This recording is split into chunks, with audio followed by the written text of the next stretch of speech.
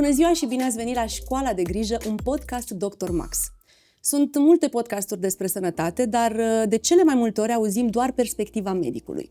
În realitate însă, grija pentru sănătate nu se întâmplă într-un singur loc și nu începe doar în cabinet. De multe ori începe acasă, continuă la medic și ajunge în farmacie, acolo unde apar și cele mai multe întrebări. Școala de Grijă este podcastul care aduce pentru prima dată aceste două perspective împreună, medicul și farmacistul, într-o conversație simplă, clară și aplicată pe înțelesul tuturor. Eu sunt Adela Popescu și voi fi gazda voastră. Nu sunt medic și nici farmacist, dar sunt, ca mulți dintre voi, un om care își pune întrebări despre sănătate pentru mine și pentru cei dragi. În fiecare episod voi pune întrebările voastre, iar alături de mine vor fi specialiști care ne vor ajuta să înțelegem nu doar ce ni se întâmplă, ci și ce avem de făcut mai departe. Faptul că eu trăiesc bucuria de a avea o familie mare nu mai este un secret pentru nimeni. Dar să știți că în intervalul 4-92 de ani sunt și multe întrebări legate de sănătate și uneori și multe îngrijorări. În acest prim episod vorbim despre un subiect esențial, semnele subtile de alarmă ale inimii. Și cred că este important să vorbim despre asta, mai ales într-o țară în care bolile cardiovasculare sunt principala cauză de deces și ajung să fie responsabile pentru mai mult de jumătate dintre decese.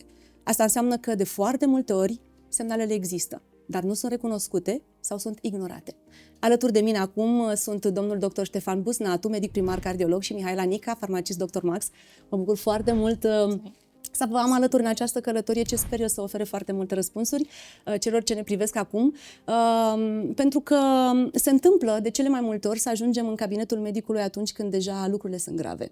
Asta nu înseamnă că al nostru corp ne-a oferit semnalele din timp, dar poate fie le-am ignorat, fie n-am știut să le interpretăm.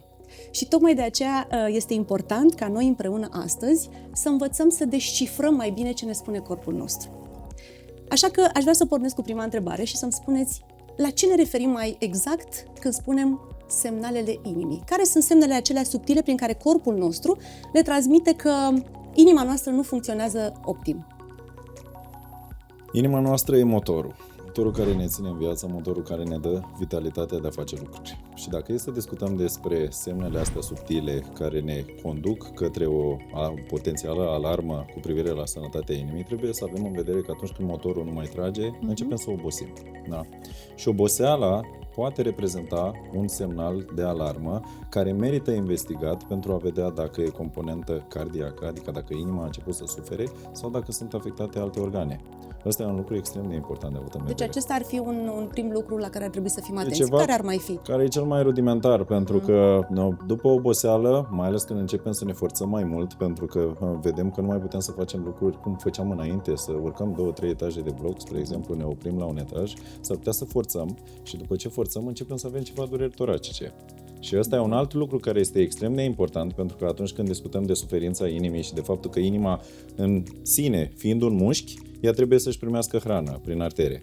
Dacă arterele nu mai permit trecerea sângelui cu nutrienți din cauza că sunt îngustate de depuneri, atunci mușchiul nu mai trage și inima nu va mai putea aduce nivel de efort pe care îl făceam și va da semne de suferință. Dar există o oboseală specifică? Pentru că, spre exemplu, părinții mei pot spune că mamă, suntem cam obosiți, dar e de la vârstă. Adică e o oboseală specifică atunci când depui efort sau e o oboseală pur și simplu?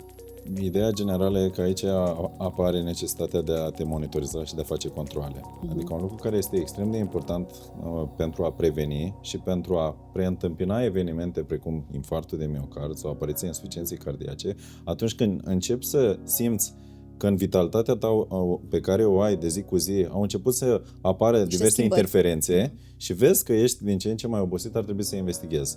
Motorul e primul lucru, pentru că dacă cedează, cedăm cu totul. După ce excluzi inima, după aia te poți poziționa și pe alte organe, vorbind de plămâni, vorbind efectiv de greutatea, care poate fi efectiv un motiv pentru care organismul nu mai funcționează în parametri normali. Dar problemele cardiovasculare sunt probleme care apar brusc?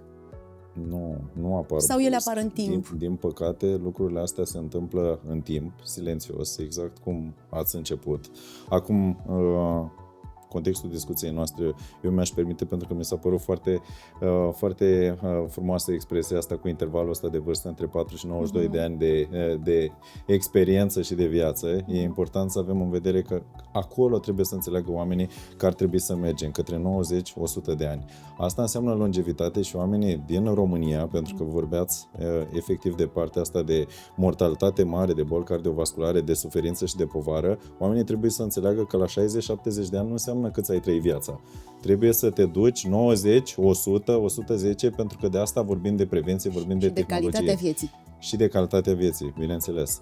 Și atunci, practic, revenind la problemele cu oboseala, e extrem de important să avem în vedere că noi, într-adevăr, cu fiecare decadă cu care avansăm în viață, funcțional, nu mai avem aceeași capacitate. Însă, prin explorările cardiovasculare pe care le fac specialiștii, practic îți dau o cuantificare a modului în care funcționează organismul tău raportat la vârsta pe care o ai. Și atunci ăsta e un element extrem de important pe care ar trebui să-l aibă cu toții în vedere, că atunci când discuți de o persoană cât de sănătoasă e și cât de plină de vitalitate e, să se poziționeze pe categoria de vârstă pe care o are. Eu acum aș vrea să ne referim în mod special la persoanele care nu știu să aibă un istoric în familie, nu știu să fie avut probleme de niciun fel și care se ghidează pur și simplu poate după informațiile pe care le oferim acum. Tocmai de aceea mi s-a părut important să spunem că oboseala poate fi un semnal care ne poate trimite la medicul cardiolog. Și aș vrea să ne mai spuneți care ar putea să fie celelalte semne care par aparent fără nicio legătură sau care în niciun caz nu ne-ar duce cu gândul către o problemă care ar trebui să ne ducă la medicul cardiolog. Când discutăm de inimă, discutăm de vase, da? Și când discutăm de vase, trebuie să avem în vedere că sângele circulă prin vase, dar dacă presiunea cu care circulă sângele prin vasele noastre este prea mare, apare hipertensiunea arterială. Hipertensiunea arterială în mare e considerată ca fiind un ucigaș tăcut. Adică deci cum ar veni tensiunea mare? Nu produce simptome. Da, tensiunea asta arterială mare. Dar tensiunea asta arterială mare, când nu produce simptome, e, ca să spunem așa, evenimentul cel mai frecvent. Însă, poate produce anumite manifestări la persoane care ar putea sugera și ar putea indica necesitatea de a urmări tensiunea. Și asta înseamnă că unii oameni pot să simtă dureri de ceafă, unii oameni pot să mai aibă amețeli din când în când, unii oameni s-ar putea să mai aibă și tulburări de vedere în anumite momente. Și astea sunt manifestări care sunt subtile, care de multe ori s-ar putea sau ar trebui să ne facă să ne mai măsurăm tensiunea arterială din când în când. Un element extrem de important când vrem să prevenim îmbătrânirea accelerată a inimii. Spre exemplu, am avut o discuție cu tatăl meu și am spus că ar trebui să mergem să-și facă un control cardiologic și el a zis: tată, am tensiunea bună. Adică un om cu tensiunea bună nu ar trebui să-și facă un control cardiologic, pentru că de regulă în popor așa e: am tensiunea mare, am probleme, n-am tensiunea mare, n-am probleme. În principiu, cam după 35-40 de ani, cu toții ar trebui să ne facem un control cardiologic și asta așa ca o chestie generală, discutând de cineva care poate nu are un istoric familial de boală cardiovasculară. Da?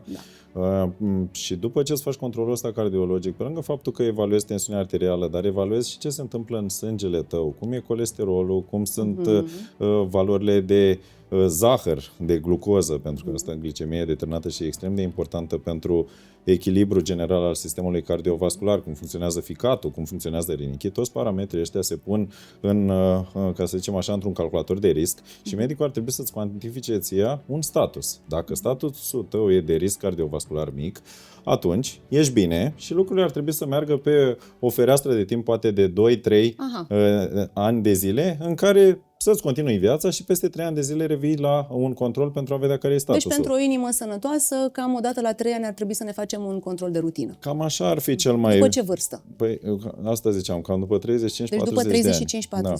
În contextul în care discutăm de persoane care au istoric familial, pentru că infartul debutează, din păcate, la 50-55 de ani și aici cam e o zonă de vârstă medie la care apare infarctul de miocard în România în zilele noastre, atunci dacă ești în situația în care ai avut un părinte care a făcut infart pe la 55 de ani, ar cam trebui controlele să înceapă la o vârstă mai tânără. Și vorbim practic de determinare. Pot să zic că acum am un pacient, mi-a scris puțin mai devreme, mi-a dat un mesaj spunându-mi că copilul lui de 15 ani are colesterolul rău foarte mare. Și mă întreba ce ar fi de făcut la momentul ăsta dacă ar trebui să înceapă să-l pună pe terapie, pentru că a primit recomandarea de a fi pus pe terapie de reducere a colesterolului și dacă nu, vârsta e cumva prea mică, apropo de riscurile pe care le presupune și inițierea medicației corelate cu vârsta copilului. Și astea sunt discuții și sunt elemente particulare care trebuie să avute în vedere, pentru că întotdeauna trebuie să te uiți ce ai avut în față, ce s-a întâmplat la părinți, ce s-a întâmplat la bunici, ca să te gândești cam care e riscul tău de a păți același lucru, pentru că, din păcate, moștenim nu doar lucrurile bune, ci s-ar putea să mai moștenim și anumite probleme când vorbim de moștenirea genetică și atunci s-ar putea intervenția să fie necesară la vârste mai timpurii. De asta, dacă sunt persoane care au un istoric familial, atunci mai controlezi analizele de sânge și s-ar putea să începi să faci controle din perioada adolescenței. Deci, practic, acest istoric e o indicație destul de clară că ar trebui să începem puțin mai devreme să investigăm, chiar dacă nu avem semnale. Exact. Am înțeles. Aș vrea să mă întorc puțin în farmacie, pentru că înainte de a ajunge la medic, sunt foarte mulți oameni care, iată, nu au știut să identifice semnalele care ar fi trebuit să-i trimită acolo și vin în farmacie spunând că au diverse simptome. Vi s-a întâmplat să se prezinte în farmacie pacienți care vă spuneau că au amețeli sau că obosesc și să vă dați seama că ar trebui să-i trimiteți la un control cardiologic? Frecvent, pentru că în farmacie creăm o mică comunitate, ne împrietenim cu pacienții și le vedem evoluția frecvent, pentru că ei se reîntorc în farmacie și sunt persoane care vin și acuză dureri de cap, amețeli, oboseală și chiar solicită un ajutor din partea noastră, spre exemplu un magneziu. Dar dacă el a venit o dată, de 2 ori, deja la a 3-a vizită redirecționăm către medicul cardiolog. Asta mi se pare foarte interesant, că deja ați spus a 2-a oară, a 3-a oară, pentru că înțeleg că se creează într-un fel o relație cu cei care calcă pragul farmaciei, așa este? Da, se creează o relație, îi cunoaștem, le știm istoricul, iar dacă este o persoană tânără, se poate justifica un episod de oboseală, poate nu s-a odihnit bine, poate a avut o emoție puternică, pentru că și emoțiile influențează valorile tensiunii, dar dacă situația persistă, deja redirecționăm pacientul către medic pentru un control amănunțit. Dar s-a întâmplat asta? Da, se întâmplă frecvent și s-au întors și pacienți să spună că da, aveau o problemă și ne-au mulțumit pentru că era incipientă. Vai, ce bine că s-a întâmplat asta și ce frumos că există această legătură de cunoaștere. Eu am un respect deosebit pentru farmaciști, pentru că de foarte multe ori când merg la un control în diferite situații, sunt atât de emoționată și mi este atât de teamă de un anumit diagnostic, de ce mi se poate spune, de cum mi se poate schimba viața, încât, sau fericită că lucrurile au mers bine, încât fix finalul, care este cel mai important, care înseamnă de fapt tratamentul, schema de tratament, nu mă mai concentrez. Și atunci merg la farmacie și doamnele foarte drăguțe sau domnii mi explică așa exact ca la copiii mici cum să... nu vă mai amuză cum dintr-o dată cei care s-au întors de la un control încă nu știu ce au de făcut sau încă nu știu ce pastile trebuie să ia? Nu, noi chiar ne bucurăm, pentru că este normal, fiecare pacient așteaptă la medic emoții. Sunt bucuroși pentru rezultat sau sunt atenți dacă trebuie să îmbunătățească ceva în funcție de ce medicul a spus, dar ulterior uită și când vin în farmacie găsesc timpul și disponibilitatea necesară de a le explica din nou, pentru că este foarte important să-ți administrezi tratamentul în mod corect, așa cum medicul a prescris și de multe ori pacientul uită ce medicament trebuia să ia dimineața sau de câte ori sau nu și amintește și atunci facem acea schemă dacă nu o au, dar de cele mai multe ori o au deja de la medic, dar scriem și pe fiecare cutiuță pentru persoanele care vor să vadă mai clar și mai bine cum să-și administreze tratamentul. La urma urmei suntem o echipă, medic, pacient și farmacist, care avem un singur scop: binele și grija pentru sănătatea pacientului. Acum vorbeam deja despre pacienți care au fost la un control cardiologic și cel mai probabil sunt pe mâini bune și deci problema lor poate fi îndreptată, dar sunt în continuare persoane care își pun întrebări și încă nu au ajuns la medic. Și întrebările acestea, pentru că sunt luate de la oamenii pe care i-am întâlnit și cei care ne-au și scris, și aș vrea să vi le adresez și să-mi răspundeți. Oboseala constantă poate fi un semnal de alarmă?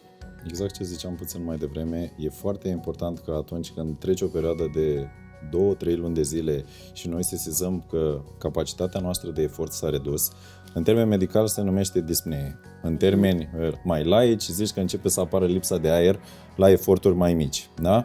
Și în condițiile în care simți că ai o lipsă de aer și lucrurile astea sunt persistente, pentru că poți să începi să ai o lipsă de aer și dacă ai o răceală și să te simți mai slăbit, dar dacă există o persistență de o lună, 2 luni de zile, atunci trebuie să te adresezi unui specialist pentru a se investiga cauza. Perfect. Palpitațiile, când sunt normale și când ar trebui să ne îngrijoreze? Răspund eu? Aș fi vrut să zic că palpitațiile sunt normale atunci când te îndrăgostești. Da? Există în popor... Asta ar fi o chestie apropo de fluturările pe care le simți în piept. Dar s-ar putea și atunci să fie problematic. N-aș zice că toți care se îndrăgostesc acum trebuie să-și facă un control cardiologic. Ideea generală e că din fericire, aș putea spune, mai toți dintre noi avem din când în când niște bătăi neregulate pe care le simțim la nivelul inimii. Da? Dacă vorbim de... Eu așa aș zice. Acum, cel puțin din interacțiunile pe care le am cu pacienții, de foarte multe ori, prin filtrul anamnezei, pentru că așa se numește practic interacțiunea cu pacientul, când încep să afli practic exact ce ziceam mai devreme și Mihaela, istoricul lui și ce probleme are, el întreb dacă a simțit vreodată bătăi neregulate. Și foarte mulți oameni menționează că simt că li se mai accelerează ritmul cardiac, unii la emoții intense, alții în momentul în care mai fac efort fizic, dar lucrurile astea devin periculoase și cumva devin îngrijorătoare în condițiile în care manifestările sunt repetitive și manifestările au tendința să afecteze statusul general al organismului. Adică dacă când ai palpitații, începi să ai dureri toracice, începi să amețești, începi să nu mai ai o vedere corespunzătoare, atunci s-ar putea ca bătăile astea neregulate să aibă și un caracter de primejdie pentru organism. Sau dacă ai un istoric familial. Atunci, dacă tu simți bătăi neregulate și există un istoric de boală de inimă în familie, lucrurile astea trebuie investigate. Pentru că ați pomenit despre îndrăgosteală, se întâmplă deseori tineri, sau nu doar tineri, să facă atacuri de panică. Chiar fratelui meu i s-a întâmplat asta, a și chemat ambulanța și, evident, primul lucru a fost să-și verifice inima. Pot fi confundate aceste simptome? Din păcate, da, pot fi confundate aceste simptome. Din păcate există situații în care oamenii fac atacuri de panică și de fapt era un infart de miocard pe care îl aveau și ajung la 2-3 luni. Funcționează și în sens invers. Funcționează și în sens invers și aici lucrurile ne trebuie destul de mult rafinate. Adică când avem o astfel de manifestare la debut, e bine totuși să facem un control pentru a elucida concret dacă există și un context cardiovascular.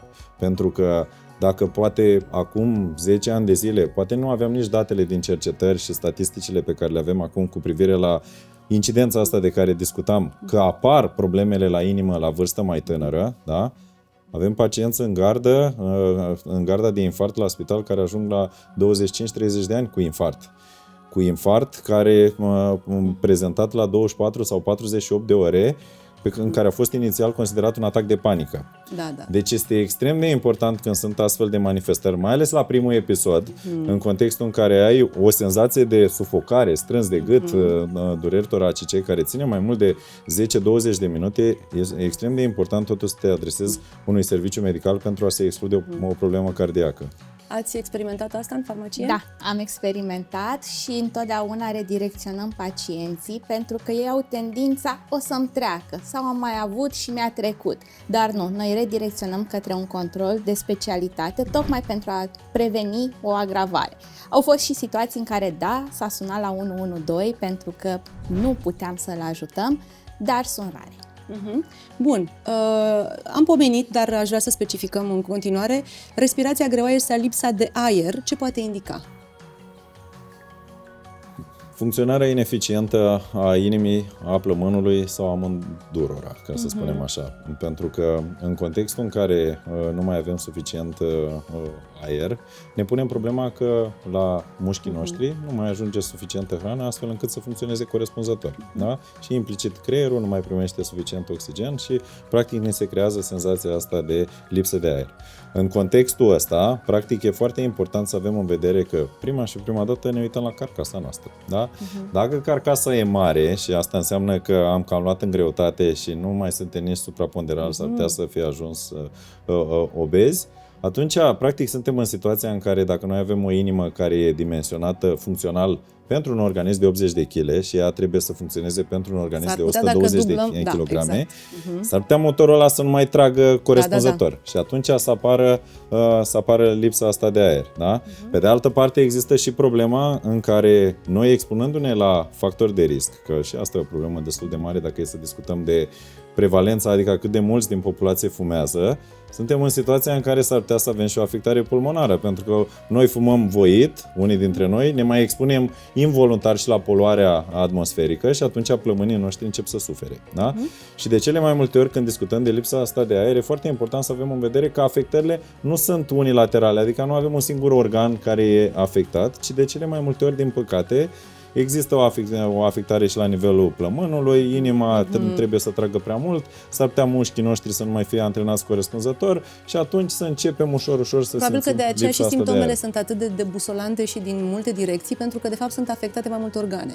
Spre exemplu, sunt pacienți care acuză probleme digestive. Ați corelat vreodată probleme digestive cu alte probleme astfel încât să-i trimiteți la medicul cardiolog? Le-am corelat în cazul pacienților care deja aveau istoric cardiologic, dar nu și administrau tratamentul corespunzător sau trebuiau să meargă la un nou control pentru a evalua situația, dar tendința este, dacă nu s-a întâmplat nimic nou, nu mai mergem la control și atunci am redirecționat. Insomniile. Pot spune că ar putea avea o legătură cu sănătatea inimii sau anxietatea, desigur? Da, insomniile ne afectează, din păcate, pe mulți dintre noi. Insomniile ne afectează sau problemele cardiace provoacă insomniile? Aici e o întrebare foarte bună, dar depinde de categoria de vârstă. Că teoretic, dacă vorbim de o persoană tânără la care te aștepți ca inima să funcționeze în parametri normali, insomniile conduc la afectarea inimii pe termen lung. Asta pentru că și durata somnului ne influențează, practic modul în care se descarcă hormonii în organism, de relaxarea organismului, de recuperarea acesteia pe perioada nopții, hormonii de stres care s-ar putea să se descarce excesiv în perioada nopții din cauza că nu dormim. Și atunci toți hormonii ăștia nu fac decât să supra-solicite tot aparatul cardiovascular, și inima, și vasele de sânge, după aia supra-solicitând practic tot organismul. Asta pe de o parte. Dacă discutăm pe de altă parte, există posibilitatea de a avea și somnul fragmentat, adică insomniile de multe ori se asociază cu somnul fragmentat. Fragmentările astea de somn nu fac decât să activeze într-o manieră excesivă sistemul ăsta de descărcare a adrenalinei în corp. Și descărcarea asta a adrenalinei în corp, că discutam puțin mai devreme de anxietate și de atacuri de panică, e un factor care îți antrenează ție pe perioada zilei o stare de asta de reactivitate, de agitație mai mare și agitația asta mai mare se translatează prin accelerarea ritmului cardiac, prin creșterea tensiunii și apariția hipertensiunii arteriale și în unele situații a acestor palpitații. Se poate muri de inimă rea? Ce vreau să spun cu această întrebare? Un om care nu se știe cu istoric de boli cardiovasculare, un om care și-a făcut analizele și este aparent sănătos, dacă trece printr-o supărare prelungită, printr-o perioadă foarte dificilă, acea perioadă poate să-i provoace un infarct miocardic? Din păcate, da. Și situația e mai problematică la bărbați, se pare. Adică dacă e să vorbim de mortalitate, când se întâmplă un astfel de episod, pentru că într-un episod emoțional intens, da, suntem într-o situație în care se descarcă foarte mulți hormoni de stres în organism. Și hormonii ăștia de stres au tendința să strângă arterele.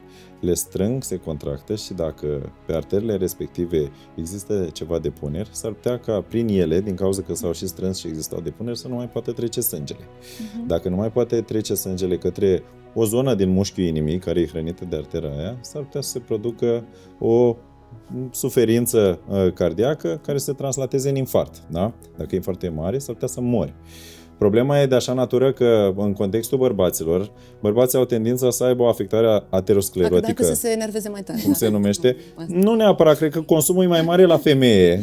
Asta așa, să zic, una peste alta. Consumul e mai mare, doar că se pune problema că bărbații încep să aibă ateroscleroza asta, adică depunerile de colesterol mai devreme, că nu sunt protejați de estrogen, de hormonii feminini. Da?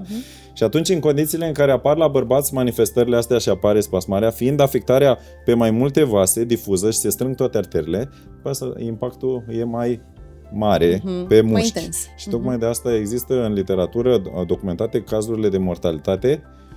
Deși cazurile sunt mai rare la bărbați, că nu se agită, să spunem așa, la fel de puternic ca femeile, mortalitatea la cazurile care apar e mai mare. Și da, se poate întâmpla asta. Există o legătură directă între bolnavii cardiaci și colesterolul mărit? Vedeți cel mai des asta pe rețete. Întotdeauna un pacient care suferă de hipertensiune cu siguranță va avea și un tratament pentru reducerea valorilor colesterolului.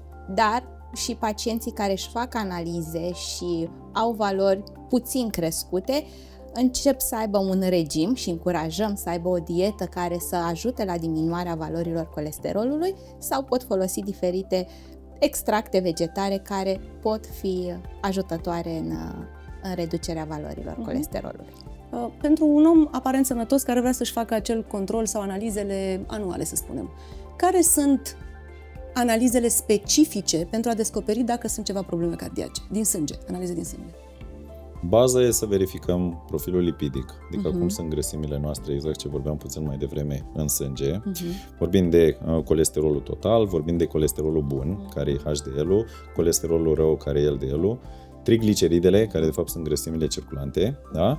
Și pe lângă acestea trebuie să verificăm ca bază că glicemia noastră e bună și că nu e pe valori ridicate, pentru că astea două favorizează practic depunerea colesterolului în artere, da?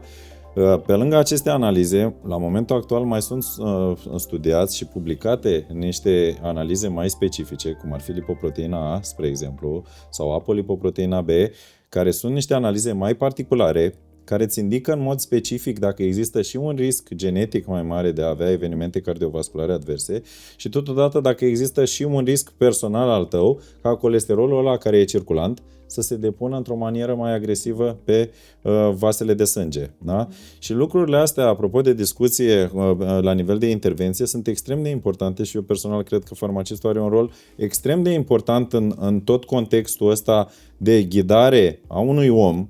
Din păcate avem o populație foarte, 70%, se estimează că până la 70% din populația din România suferă de suprapondere sau obezitate. Adică lucrurile sunt foarte problematice. Și atunci, în contextul în care ai o creștere în greutate, automat începi să ai o creștere și în valorile colesterolului și a glicemiei. Pentru că nu merg separat lucrurile astea. Exact cum zicea și Mihaela mai devreme, mai ales când ai mai mulți factori. Dacă ai hipertensiune arterială, cu colesterolul crescut și dacă mai ai și glicemia crescută, atunci deja sunt mulți factori care lucrează împreună să strice organismul. Da? Și atunci s-ar putea să fie nevoie să faci niște intervenții pentru a încerca să reduci riscul ăsta pe care îl ai. Pentru a încerca să ajungi la 90 de ani, să ajungi la 100 de ani. Pentru că există studii care arată efectiv curba de longevitate a unei persoane, că se corelează efectiv cu valorile colesterolului rău pe care le ai și practic perspectivele sunt ca oamenii care ajung pe la 90 și 100, e perspectiva oamenilor care își mențin colesterolul ăla rău sub 70 de mg pe decilitru. Și asta e o chestiune care îți arată că cu cât ai colesterolul ăsta rău menținut sub 70 de mg pe decilitru de la o vârstă mai mică, cu atâta traiectoria vieții și a evenimentelor cardiovasculare adverse scade și longevitatea și vârsta avansată crește. Deci este extrem de important să avem în vedere că ăsta e un element pe care am putea să-l controlăm când ne gândim la cum să trăim mai mult. Așadar, prevenția este foarte importantă. Da. E importantă alimentația, este importantă mișcarea, celelalte lucruri colaterale ne pot ajuta să nu ajungem în situații critice. Cred că, apropo de discuția asta, exact cum zicea Mihaela, când e să discutăm de intervenția pe colesterol și eu încerc să fac lucrurile astea, din păcate nu am atât de mult timp cât mi-aș dori, dar mă bucur că avem acum timp ca să discutăm de chestiunea asta, astfel încât oamenii efectiv să înțeleagă că trebuie să o iei pe o traiectorie, pe o direcție. Dacă tu nu reușești prin măsurile de stil de viață sănătos, prin intervențiile non-medicamentoase să controlezi un parametru, atunci s-ar putea să trebuiască să treci în zona terapeutică medicamentoasă. Ei, ca omul să înțeleagă lucrurile astea, în primul rând, trebuie să poți să discuți cu el, să-i faci niște recomandări specifice, da? Și lucrurile astea să fie întărite. Ei, și tocmai de asta e nevoie de o echipă. Adică în condițiile în care eu, ca medic cardiolog, plec la drum cu un pacient explicându-i care sunt riscurile lui, da? Noi discutăm specific de o perspectivă longevivă, pentru că relația dintre un cardiolog și un pacient teoretic ți-o dorești să fie cât mai lungă. Cât da? mai scurtă. Ei, acum, na, ce Sper să să zic. nu prea trebuiască Scurtă, să doar trec dacă, pragul acum cabinetului. discuția e dacă e același sau la alții. Scurtă că merg fiecare lună la altul. Depinde cum explicați, dar după cum explicați, eu cred că... Și atunci, neavând suficient de mult timp și fiind și în situația în care, automat, fiind foarte mulți pacienți, nu au cum să acopere. Atunci ai nevoie de colegi. Ai nevoie de colegi din farmacie, pentru că omul se va duce către farmacie. De multe ori chiar mai des. Pentru că Mult mai farmaciile des. sunt mult mai aproape de ei, au creat, așa cum spuneam, o legătură foarte frumoasă și strânsă cu farmaciștii și li se pare cumva mai facil dialogul. Și pentru nu au că atâtea altfel, emoții. Nu atâtea emoții, exact, emoții. nu au atât de multe emoții. Încă o întrebare, inima doare? Efectiv inima, în sfârșit, mă doare în partea stângă și ceilalți spun, nu, că inima nu doare. Da, toți trebuie să înțeleagă că inima doare când suferă în sine. Adică când se înfundă arterele care o hrănesc, ea doare. Există particularități în care nu mai apare durerea, dar particularitățile sunt date de diabetul zaharat, care mănâncă nervii care te fac să simți durerea și dacă diabetul îți mănâncă din cauza glicemiei mari nervii ăia, tu nu mai simți efectiv durerea și o să simți doar sufocarea, sau mai există problema vârstei, pentru că și nervii îmbătrânesc și nu-și mai fac treaba. Nervii care asigură practic senzația asta de durere. Și atunci la oamenii care sunt după 75-80 de ani, chiar dacă nu au diabet, s-ar putea ei să nu mai simtă durerea toracică, ci să simtă doar lipsa de aer care se instalează brusc într-o noapte, care când va ajunge la camera de gardă s-ar putea să se translateze într-un infarct de miocard. Cât de des vedeți pacienți care își întrerup tratamentul? Frecvent. Este cea mai mare eroare a pacienților pentru că în cazul tratamentului cardiologic nu observi îmbunătățiri, ți se ameliorează starea de sănătate și se menține. Și atunci toți au tendința să își dorească să scoată. Li se pare că sunt bine. Sunt bine, de ce ar trebui să iau atât de multe medicamente și nu înțeleg că toată acea rețetă are un rol pentru a-i menține acea stare de sănătate. Și atunci decid singuri că este mai bine să elimine câte ceva. Și vin în farmacie cu rețeta și când eliberăm rețeta ne spun nu mai doresc un anumit medicament că mai am acasă sau nu-l mai iau. Și atunci începem o muncă de convingere pentru a înțelege că fiecare medicament prescris de către medic are un rol esențial în starea sa de sănătate. De exemplu, părinții mei, că pe ei am, de exemplu, acum se vor uita și vor zice, măi, mamă, dar tu chiar ai dat tot din casă, dar ăsta este adevărul și cu ocazia asta e și cert. De multe ori merg cu rețeta la farmacie și pentru că sunt foarte multe pastile pe care trebuie să le ia, renunță la cele care nu le tratează niște simptome, niște dureri. Îi iau pe asta pentru durere de cap, asta pentru durere de burtă, asta pentru colesterol care oricum nu mă doare, dar mai că am colesterolul mare, oricum nu-mi pasă și oricum nici pe asta nu o simt, nu iau nici pastila asta. Cât de greșit este? Foarte greșit, pentru că de cele mai multe ori un singur medicament poate conține 2 sau chiar 3 substanțe active și atunci tu îți elimini un medicament foarte important. Inima, cum spunea și domnul doctor, nu întotdeauna doare, nu întotdeauna vei resimți agravarea stării tale de sănătate, ci mai degrabă la următorul control, când valorile analizelor nu vor fi chiar cele bune. Dincolo de astea, mai sunt greșeli pe care le fac pacienții când vin în farmacie? Da, sunt greșeli precum nu administrează corect tratamentul, nu au răbdare să le repetăm încă o dată cum să-l ia dimineața, seara, înainte de masă, după masă, pentru că toate aceste elemente au o importanță esențială în succesul tratamentului. Sau li se par mari, este problema tuturor pacienților, este un medicament prea mare și decid să-l fracționeze, ceea ce este total greșit pentru că unele medicamente tocmai au acel film lucios sau acea formulare care îl ajută pe pacient să beneficieze de efectul tratamentului pe tot parcursul zilei. Iar în momentul în care decide să îl taie, cu siguranță acel film protector nu va mai avea efectul dorit și pacientul nu va mai beneficia de tratament. Sau uită să administreze medicamentele și decide să ia doză dublă, ceea ce, din nou, nu este indicat pentru că pot suferi o supradozare. Cel mai grav mi se pare faptul că atunci când urmează să aibă o intervenție chirurgicală, nu se consultă cu cardiologul pentru a vedea dacă trebuie sau nu să oprească anticoagulantul și decid să o facă ei.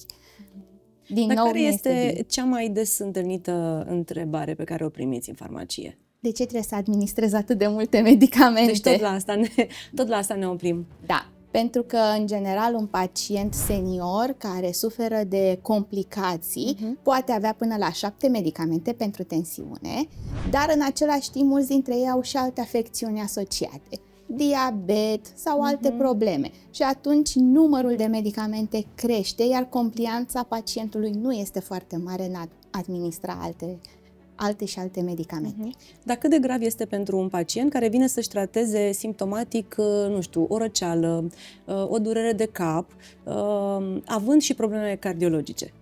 Multe dintre produsele recomandate pentru răceală, precum decongestionantele nazale sau antiinflamatoarele nesteroidiene, pot influența valorile tensiunii arteriale. Dar noi încercăm să reducem aceste riscuri, tocmai adresând întrebări, tocmai identificând ce probleme de sănătate are pacientul, pentru că nu putem cunoaște. Deci, practic, faceți o anamneză chiar și în acel moment. O consiliere. O consiliere. Încercăm să-i adresăm întrebări pentru a vedea ce istoric, ce probleme are și ulterior să mergem pe varianta cea mai sigură pentru starea lui de sănătate. Pentru cei care vor să vină la un consult cardiologic, cum decurge acesta în cabinet? Lucrurile pleacă de la o platformă națională. Adică eu să vă zic că la mine e o platformă națională de asta în care se pot programa pacienții din toată țara la spital. Și e foarte important să avem în vedere că la spital ai timpul limitat. De obicei, timpul e limitat la 20 de minute și e bine ca omul să fie teoretic pregătit. Și cred că e foarte important de a avea în vedere toți cei care ne urmăresc ce e bine să aibă pregătit la ei până ajung în cabinetul medicului, pentru că exact când ești în situația în care ajungi acolo, l-ai văzut repede pe ăla în alb, da? Care poate e și obosit, poate e și concentrat, poate a trecut și printr-o operație. Așa, îți pune 2-3 întrebări și simți din tonul vocii că nu e cel mai prietenos ton, pentru că, din păcate, modularea asta a vocii s-ar putea să nu aibă legătură neapărat cu pacientul respectiv, dar te poate impacta și îți pierzi toate ideile. Eu să știți că de cele mai multe ori le zic unor pacienți, mai ales celor care sunt emotivi, că să-și facă și lista de acasă de întrebări. Da? Pentru că tu, de obicei, ca medic, mai ales știind că ai un cadru de timp limitat, tu te cadrezi pe niște întrebări cheie care țin de organul pe care îl tratezi, în principiu, da? Și de aici derivi, adică în condițiile în care identifici practic anumite manifestări, ce vorbeam, lipsă de aer, palpitații, dureri și toate astea, trebuie să afli exact caracteristicile pe care le au și trebuie să le pui într-un context mai larg legat de analizele de sânge, investigațiile care sunt efectuate, pentru că pacientul poate veni cu un set de investigații deja efectuate, și istoricul respectiv, da? Și e bine ca, pe lângă faptul că medicul își creionează toată imaginea asta, e bine ca și tu să înțelegi ce se întâmplă cu tine. Pentru că problema pe care o să sesizez eu cea mai mare, aici și când discutăm în mod specific de aderența la tratament, adică de a lua medicamentele, e că oamenii nu prea înțeleg de ce le iau.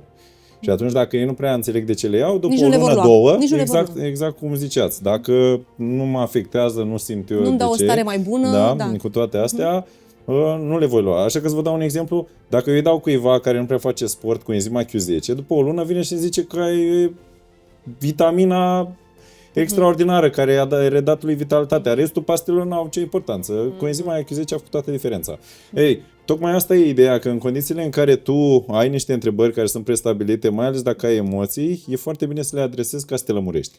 Și medicația e foarte importantă de a fi explicată pacientului de către medicul cardiolog pentru a putea fi întărită necesitatea de a urma acest tratament pe termen lung și de a fi adaptat la controalele subsecvente în funcție de evoluție.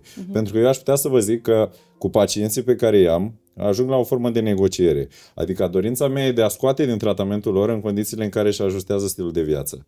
Și asta e o chestiune care îi face pe oameni, teoretic, să devină mai motivați, astfel încât la 3 luni, la 6 luni de zile, când ne vedem la control, sper eu să vină mai slab cu 5-10 kg, cu mai puțin consum de sare, cu un tonus mai bun și după aia să găsim o metodă prin care să mai reducem ceva din tratament, pentru că ei își corectează viața.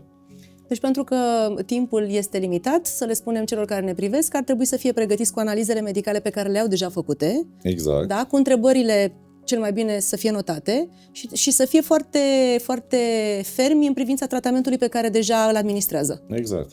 Nu că asta e doar ca o paranteză de mult, mai ales când e un pacient nou și vine cu un tratament de la alt medic, după aia după ce te uiți, că îl vezi, exact cum zicea Mihaela, care are 12 pastile, da? Pe asta și pe asta de ce o luați, pe asta de ce o luați. Și de cele mai multe ori omul ridică din numeri și se uită, nu știu, pentru că așa mi-a dat-o doctorul dinainte. Adică e foarte important ca pacientul, nu până ajunge la chirurgie, el e foarte important să știe că ia pastila aia pentru subțiat sângele, că pastila aia e pentru menținut tensiunea arterială la valori mai joase, aia e pentru bătăile cardiace neregulate, aia e pentru colesterol, aia e pentru reducerea inflamației, aia e pentru echilibrarea mineralelor din corp. Astfel încât omul să știe că lucrurile pe care le face pentru a stabiliza efectiv corpul.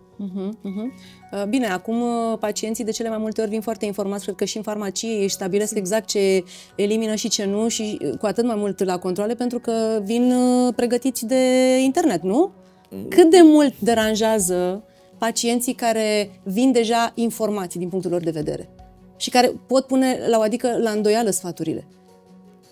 Nu deranjează, încercăm să îi facem să înțeleagă că nu întotdeauna ce citesc pe internet sau mai nou întreabă inteligența artificială sau o vecină, un prieten, se potrivește și lui, pentru că fiecare suntem diferiți, iar ce a citit recomandat de o anumită persoană nu este neapărat nevoie să îi se și potrivească. Și în această cauză, atât noi cât și medicii punem întrebări suplimentare pentru a afla tot cadrul pacientului. Dar nu este un efort dublat? Mai întâi să le demontezi niște idei preconcepute și apoi să-i convingi de ce e bine să facă? Pentru că de multe ori vin și cu informații eronate. Da, sunt și informații eronate, dar este o bucurie enormă atunci când reușești să convingi un pacient că ceea ce își dorea nu îi se potrivea și să ia o variantă, să adopte o variantă care să-i fie benefică sănătății sale. Bine, ați zis că toate lucrurile astea sunt translatate pe lângă terapie, vii și cu propuneri de investigații și Asta zic. Explorările de sânge interpretate și discutate. În principiu, nu aș zice în mod specific că e o zonă de disconfort pentru medic sau nu ar trebui să fie o zonă de disconfort, mai ales pentru cei care utilizează și ei la rândul lor inteligența artificială, pentru că e un instrument care trebuie să avem în vedere că prinde din ce în ce mai mult contur în utilitatea activităților noastre, însă cei care ne urmăresc trebuie să înțeleagă că inteligența asta artificială nu e calibrată pe populația română, spre exemplu. Nu e calibrată pe persoana respectivă. Datele prin care își construiește el efectiv raționamentul sunt niște date generale extrase și atunci, exact cum zicea și Mihaela, ar putea să aibă vicii. Da?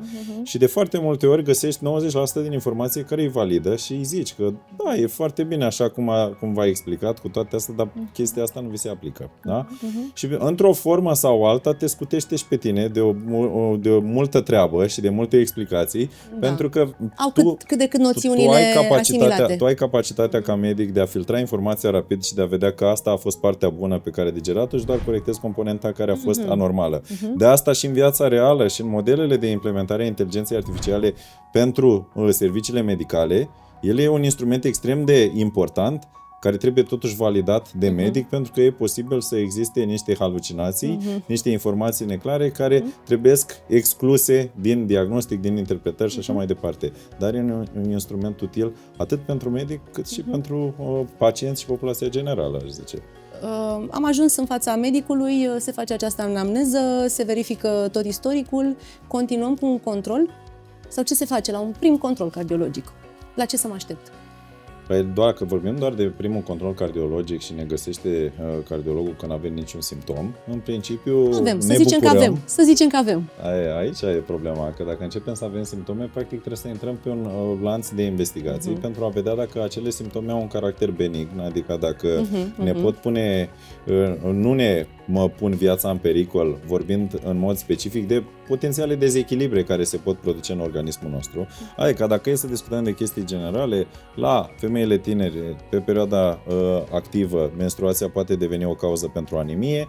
Anemia cu mai puține celule roșii hemoglobină în sânge, poate conduce la apariția palpitațiilor, la stări de leșin și la episoade de cădere din picioare, din senin care și să după nu aibă aia nicio legătură cu... care în principiu, după ce faci toate investigațiile, decelezi că există o imbalanță alimentară, nu a mâncat corespunzător, nici n-a fost suplimentat cu fier, spre exemplu, pentru că a existat pierdere de sânge continuă pe perioada a mai multe luni sau chiar ani, nu s-a echilibrat practic fierul, nu s-au produs celule roșii și ai ajuns într-o situație în care organismul tău suferă și te-ai trezit la cardiolog cu niște simptome.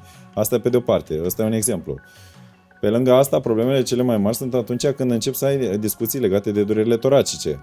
Pentru că aici e îngrijorarea majoră când începi să ai discuțiile legate de dureri toracice cu reducerea capacității de efort, atunci îți pui problema că s-ar putea să existe un risc de infarct.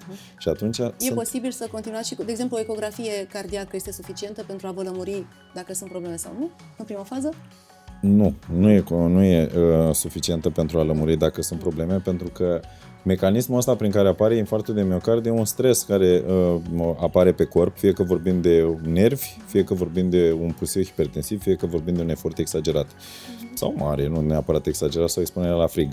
Noi, în condiții de repaus, chiar dacă avem arterele înfundate 70%, să spunem, depuneri de colesterol pe ele, funcționăm normal și inima noastră funcționează normal în condițiile în care nu o supra-solicităm. Și atunci, dacă eu îi fac ecografie unei persoane care acuză dureri toracice și mă bazez doar pe modul în care văd eu că se contractă mușchiul cardiac în repaus, s-ar putea să omit faptul că atunci când el se duce la serviciu și urcă 2 etaje, nici prea mult, nici prea puțin și începe să aibă un disconfort, atunci inima s-ar putea să nu mai contracte cum trebuie. Deci tocmai de asta e foarte important ca investigațiile care sunt recomandate fiecărei persoane să fie făcute și în timp, dar să fie personalizate, în funcție de simptome și în funcție de ce estimezi că ar putea să existe în spatele acelor acuze. Da? Și atunci, practic, plecăm de la ecocardiografie, care e un element de bază, pentru că e exclus o chestie, pentru că poate să aibă omul deja infarctul și să nu-l fi fost diagnosticat. Da? Exclus chestii care să fie fost întâmplate în trecut, sau modificări de structură ale inimii, dar trebuie să continui și cu explorări mai avansate, chiar să explorezi funcționarea inimii în condiții de efort fizic. Să faci test de efort, să verifici cum funcționează inima și după aia o serie mai complexă de investigații dacă e cazul. Trebuie să fie identificat până acum întrebarea pe care o adresează majoritatea celor care vă calcă pragul. Întrebarea pe care mi-o adresează? O întrebare, o îngrijorare, o teamă. Da, e întrebarea care e cea mai frecventă și asta mă întorc la farmacie, pentru că mi-a ieșit acum că nu e, asta chiar o ai în fiecare zi, e când discuți de medicație hipolipemiantă, domnul doctor, dar mi afectează ficatul. Cum a zis? Cum a zis? Deci, când vorbim de medicația asta de reducere a colesterolului, mulțumesc frumos. Da, asta e o întrebare foarte frecventă, e domnul doctor, dar nu mi afectează ficatul asta. Și la mine în familie s-a pus de nenumărate ori. Și aici e o chestiune care e extrem de interesantă, e o discuție extrem de importantă și lungă, care trebuie întărită oarecum și de colegii din farmacie, pentru că această decizie în mod normal trebuie luată în funcție de riscul pe care îl are fiecare persoană atunci când inițiezi medicație. Eu personal optez pentru cât mai puțină medicație și pentru cât mai mult stil de viață, dar dacă îl faci pe om să conștientizeze, să vadă că nu poate să țină, atunci trebuie să vadă că sunt niște lucruri care se pun într-o balanță de risc-beneficiu. Și în plus, analizele alea de sânge de care discutam, nu le faci odată și le mai vedem la anul. Atunci când începi să inițiezi terapii, trebuie să ai în vedere că terapiile pot produce și reacții adverse, da? Pot produce și imbalanțe și atunci trebuie să vezi la 6-8 săptămâni, mai ales când începi medicațiile, cam care e impactul pe mineralele din sânge, pe colesterol, pe ficat, pe mușchi, tocmai pentru a identifica cât mai din timp dacă există interacțiuni medicamentoase care ar putea să-i dăuneze. A crescut numărul persoanelor care vin cu tratament pentru colesterol? Da, este în creștere numărul persoanelor care vin cu tratament pentru colesterol și în special persoane tinere cu un stil de viață nu foarte sănătos. Acum aș vrea să vă adresez niște întrebări așa mai fulger cum ar veni și aș vrea să-mi răspundeți fiecare în parte. Oricum eu mai am puțin și îmi dau doctoratul în medicină, vă spun cel puțin pe probleme cardiace, dar mai am câteva informații de acumulat ca să devin foarte bună. Așadar, Să reluăm. Doar persoanele în vârstă au probleme cu inima? Să fie așa cât mai clar pentru cei care ne urmăresc acum. Nu. Nu, și inima poate să sufere chiar de la 15-20 de ani. Și nu am vorbit deloc despre tinerii care au probleme cardiace, dar am zis, că da. e un element extrem de important, mai ales asocierile de fumat cu energizante, cu cafea, cu alcool. De asta am și menționat că 15-20 de ani, când te aștepta ca organismul să fie în plină stare de sănătate, sunt situații, din păcate, în care el se destabilizează.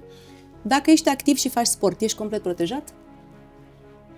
Ce mult mi-aș fi dorit să zic că da, dar nu ești complet protejat și asta pentru că am pacienți care ajung, efectiv, parcă sunt inconștienți, adică ești în situația în care ajungi pe masă de coronarografie cu infarct și zici, domnul doctor, dar cum am putut eu să fac asta, că îmi făceam câte 400-500 de minute de efort fizic pe săptămână, strict ca să completez, de fapt, ca să fie complementar la faptul că fumează, la faptul că avea 100 de kilograme, la faptul că era dislipidemic și la faptul că mama avusese infarct la 50 de ani și el a făcut la 40. Și atunci, situația asta în care sportul să fie considerat ca unic medicament, din păcate, nu există dacă nu controlăm și factorii de risc. Sportul te face să trăiești mai mult, să funcționezi mai bine, să ai un corp mai bun, dar trebuie să nu te expui la factorii de risc încă sunt tradiționali. Sunt persoane atletice care vin cu tratamente pentru inimă? Asta ca o completare a răspunsului domnului doctor. Sunt și persoane atletice care vin cu tratament pentru hipertensiune.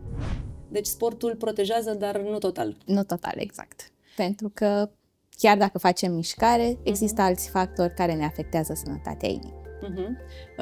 Mai avem o rubrică foarte interesantă pe care practic astăzi o inaugurăm, se numește Chestionarul Școala de Grijă. Ea presupune să vă adresez 5 întrebări și am nevoie de răspunsuri scurte exact ca la școală, pentru că așa cum eu v-am ascultat ca o elevă cu minte ce sunt, e cazul meu să vă dau această lucrare de control și aș vrea să vă adresez întrebările pe rând, mai întâi medicului și apoi farmacistului. Și vedem așa. Care este ultimul lucru pe care l-ați făcut, deși le spuneți pacienților să nu îl facă atunci când este vorba despre sănătatea inimii? Cu sinceritate, domnul doctor. Cred că acum ce să zic, am mâncat sarmale, dar asta e o Se chestie poate, în cu grăsimile nu e bine. Asta e o chestie în care eu nu le zic, dar eu am venit aici la voi cu bicicleta. Adică eu realmente nu prea aș avea răspunsuri scurte, domnul doctor. Sarmale. Așa, bun. Mai departe.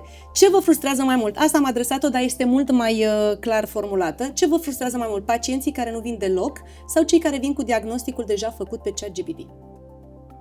Cei care nu vin deloc. Acum nici chiar așa de scurt. Bun, mai departe. E mai periculos că oamenii nu merg la medic sau că se tratează singuri? Eu aș zice că e mai periculos că oamenii nu vin la medic, pentru că în proporția celor care evită sau să aibă un comportament de ăsta proactiv și să se caute e mult mai mare și din păcate asta e și motivul pentru care ajung în stadii avansate când faci infarct sau ai deja insuficiență cardiacă. Dacă ar fi să schimbați un singur obicei al românilor legat de sănătate, care ar fi? Mersul cu mașina la Translatan, mers cu bicicleta. Dar pentru asta ar trebui să avem o infrastructură, pentru că, într-adevăr, eu aș putea spune că e un risc să circul prin București cu bicicleta. Dar măcar pe jos, nu? Din când în când.